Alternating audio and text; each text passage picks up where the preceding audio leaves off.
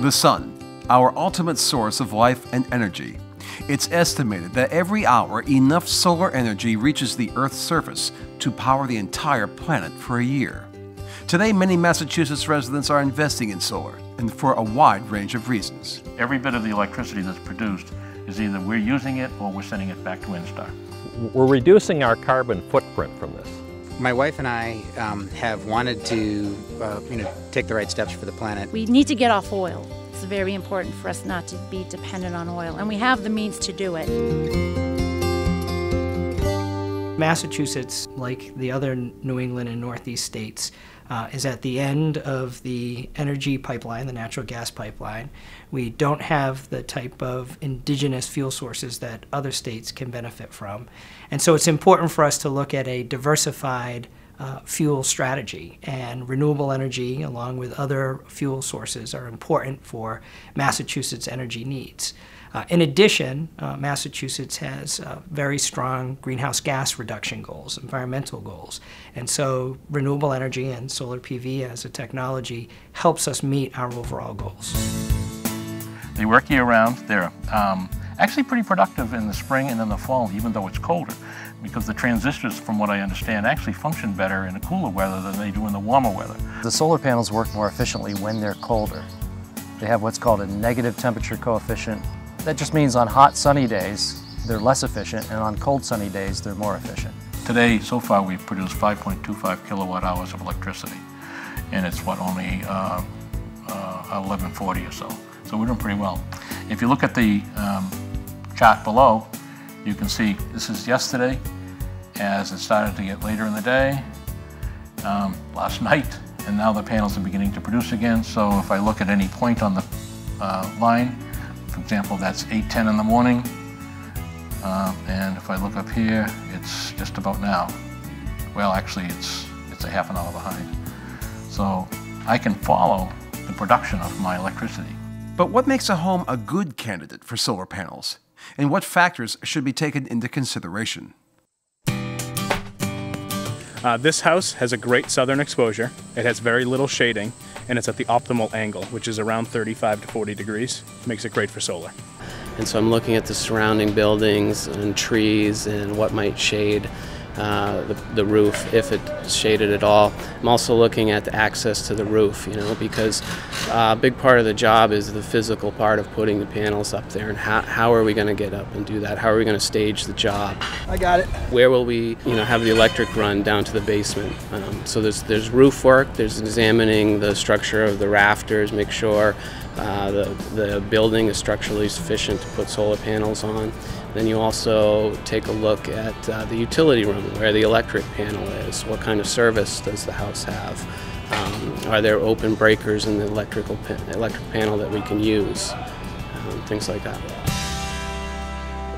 While the upfront expenses may seem steep at first, there are a number of incentives to help defray the costs. There are the solar renewable energy certificates. There are also rebates available. There's an income tax credit that's available. There's a sales tax exemption that's available, and there's a 30% federal tax credit available. So the state, I think, has a big piece of this, and I think that allows the vendors then to really have something more to sell and bring down the cost of the total cost and the payback period. Massachusetts has a portfolio standard that all the utilities need to make, so they have to get a certain percentage of their power from solar power, and what the utilities do, well, they'll buy your SRECs as a way to count your renewable production in their portfolio and help you fund your project. The solar certificates was something that we didn't even know about, and they're called solar RECs. And apparently for every 1,000 kilowatts that you generate with your system, you are issued a certificate. As long as I'm producing electricity by these solar panels, I'll be entitled to solar RECs, and those solar RECs are selling at a pretty good rate right now. Yeah, there are two models. One is the lease model and one is the direct ownership model.